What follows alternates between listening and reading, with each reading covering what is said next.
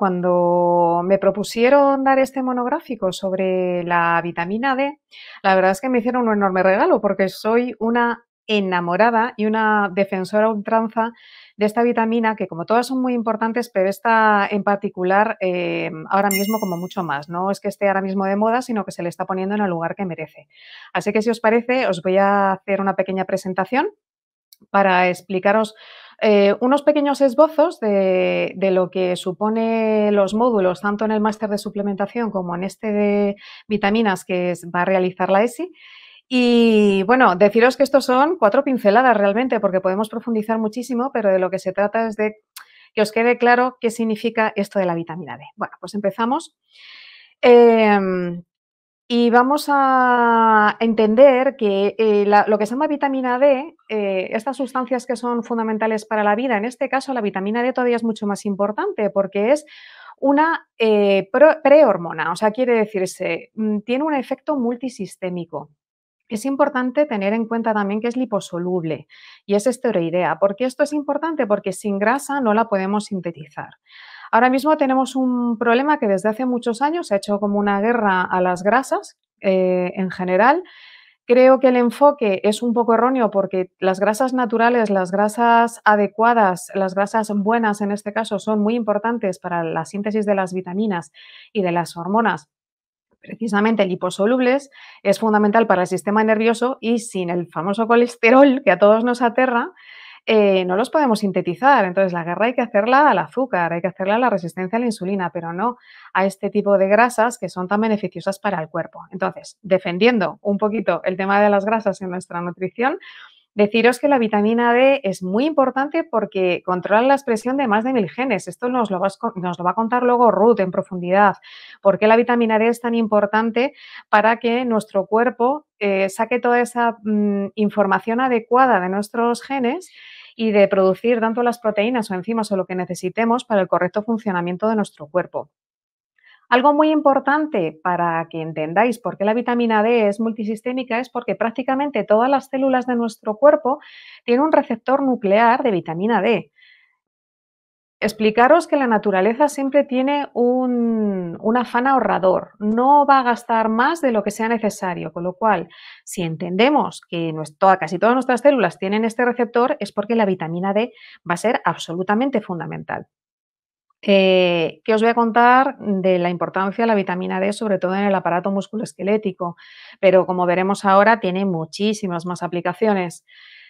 Muchas veces en consulta preguntan, ¿y cómo tomo yo? ¿Qué alimentos tiene la vitamina D? Bueno, pues aquí veis que hay diferentes alimentos, pero que con muchísima diferencia lo que hace más efecto en este caso es la exposición solar sobre una piel descubierta. O sea, no vale con una sombrilla o a través de un cristal. Tiene que ser una exposición directa, pues ahí pone brazos y piernas, pero puede ser prácticamente todo el cuerpo, ¿no? Y esto ahora explicaremos cómo.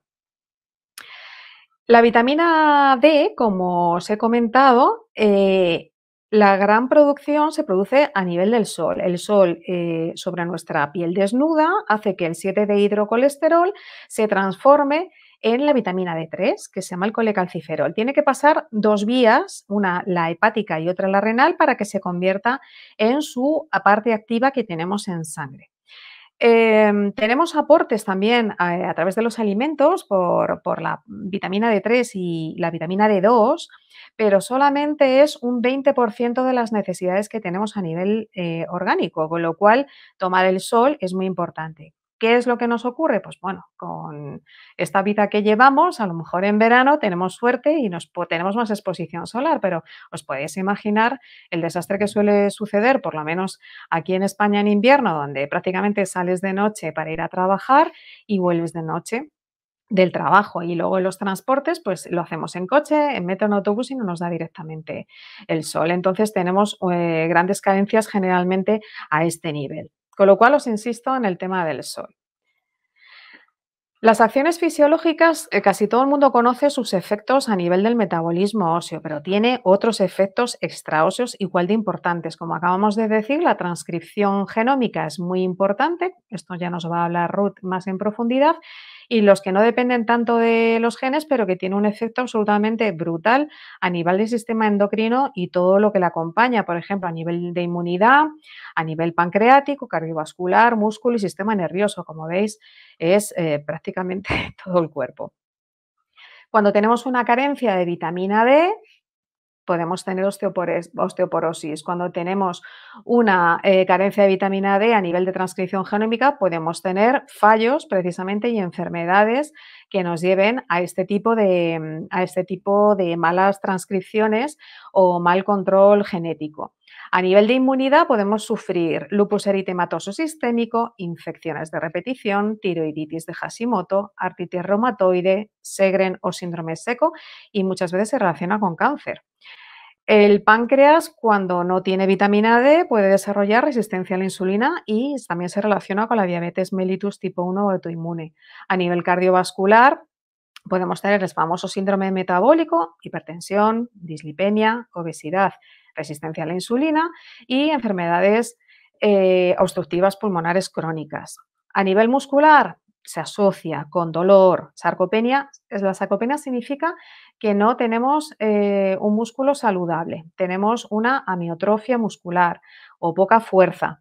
Podemos tener espondiloartritis, inflamaciones, se relaciona también con la fibromialgia, con las fracturas y, por supuesto, con las caídas. Y a nivel del sistema nervioso, algo muy importante cuando tenemos esta carencia es la esclerosis múltiple. A nivel epidemiológico, las poblaciones que están en riesgo de tener déficit de vitamina D son todas estas que os pongo aquí. Evidentemente, si hemos dicho que lo más importante es la exposición solar, cuando no tenemos esta exposición solar o es insuficiente, pues estamos cubiertos de ropa de arriba abajo. Nos ponemos fotoprotectores. La contaminación medioambiental, o sea, toda esta capa de porquería que cubre muchas veces nuestros cielos, que no dejan penetrar los rayos solares, o nuestro estilo de vida hace que no desarrollemos la suficiente cantidad de vitamina D. Si tenemos intolerancia a la lactosa, que se asocia a disbiosis o no ingesta de lácteos, también podemos tener esto. Con esto no soy una defensora a ultranza de la leche, pero sí que es verdad que suele asociarse. Si tenemos una mala absorción, pues igual disbiosis intestinal, o tenemos una cirugía que nos hayan hecho una colecistectomía, con lo cual nuestro metabolismo de las grasas no es la adecuada. Si tenemos enfermedades malabsortivas, una celiaquía, podemos tener déficit de vitamina D. Si tenemos la piel oscura, la gente de color precisamente tiene una pantalla y puede tener mayor déficit de esta vitamina. Enfermedades renales y hepáticas crónicas, como hemos dicho, que se precisan estos dos filtros y no funcionan adecuadamente bien, no llega a sintetizarse la hormona activa. A nivel de obesidad, se secuestra la vitamina D dentro de los adipocitos en forma de secosterol, con lo cual es como si no la tuviéramos, la tenemos pero retenida. Los ancianos pueden tener este déficit, aparte de por todo esto que hemos estado hablando, es porque su piel está esclerosada, está más gordita. Entonces, esa fibrosis de la piel, natural por el envejecimiento, puede hacer que no se permita la entrada de los rayos del sol. También el estar institucionalizados o no salir a la calle, como nos encontramos ahora un montón de ancianos que salen a la calle una vez cada 15 días, aunque se pongan al lado de la ventana, al lado de un cristal, eso no sirve.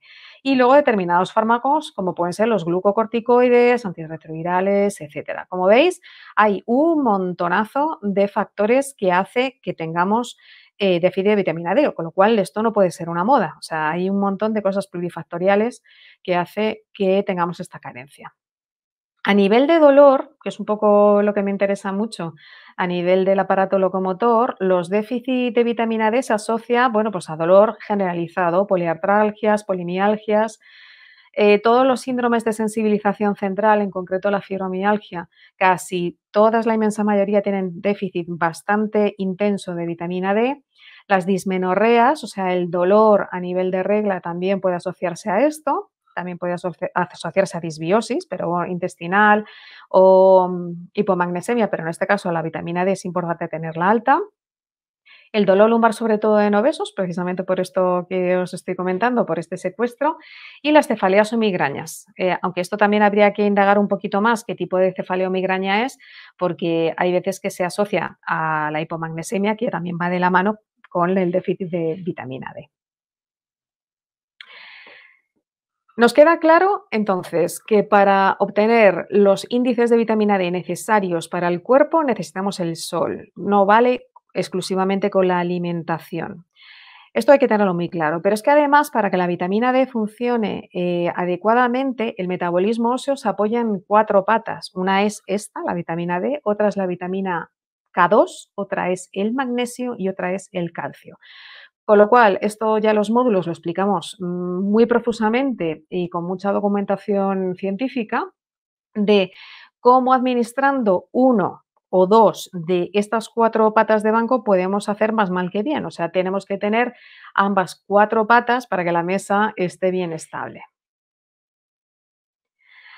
Aquí tenemos un estudio donde se empezó a ver, esto ya tiene un poquito de tiempo, que realmente a nivel del metabolismo óseo la vitamina D funciona de una manera mucho más activa cuando tenemos la K2 y se combinó que evidentemente su función es sinérgica. Como sabéis, la vitamina K2 es fundamental también para evitar hemorragias, tiene un factor estabilizador de la coagulación sanguínea.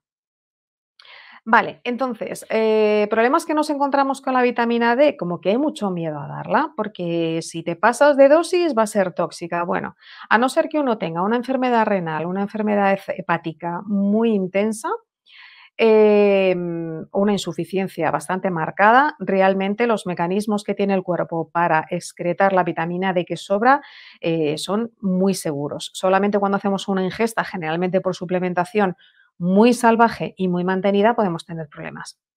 Pero es extraordinariamente raro.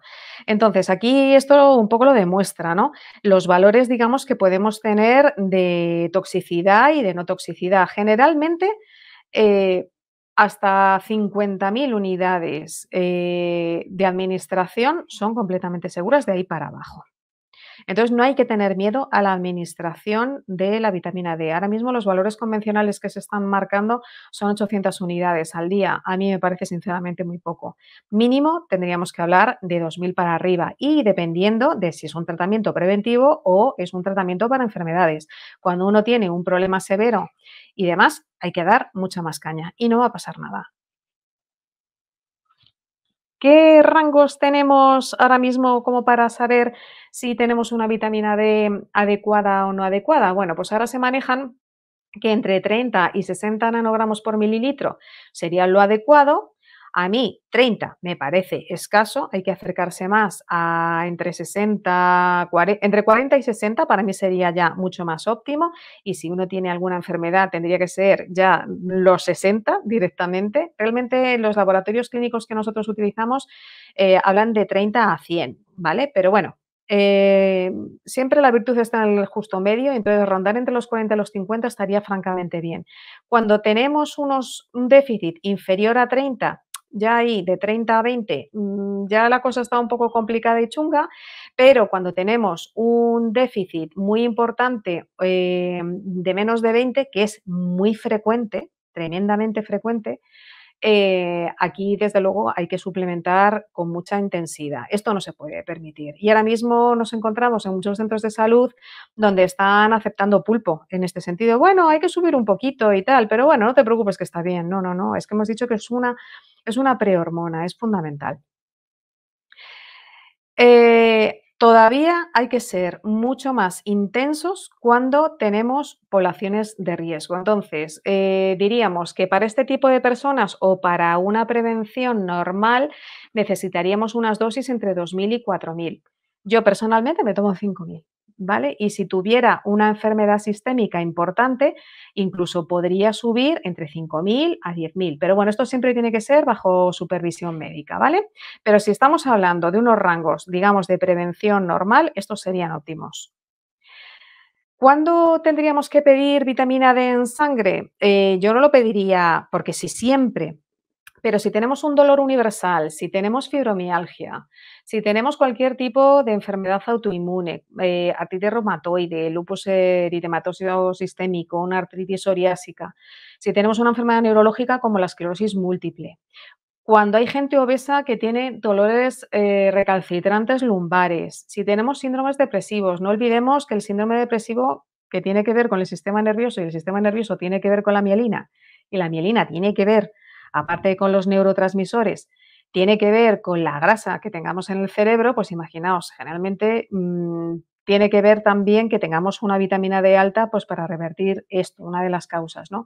Las cefaleas y en determinadas dismenorreas. Para estos casos, yo siempre pido vitamina D para salir de dudas, porque realmente es algo tan sumamente agradecido, con una medida tan natural y tan fisiológica que merece la pena. Y bueno, para terminar la exposición, pues voy a hacer un pequeño resumen de lo que sería necesario. Por un lado, el tomar el sol de una manera sensata. No estamos hablando de que nos vayamos a agosto a las 5 de la tarde o a las 4 de la tarde a tomar el sol. Hay aplicaciones en el móvil donde te dicen que dependiendo de la estación y en la localización donde uno esté, qué tipo de rayos son los adecuados precisamente para recibir mejor sin quemarnos la exposición solar.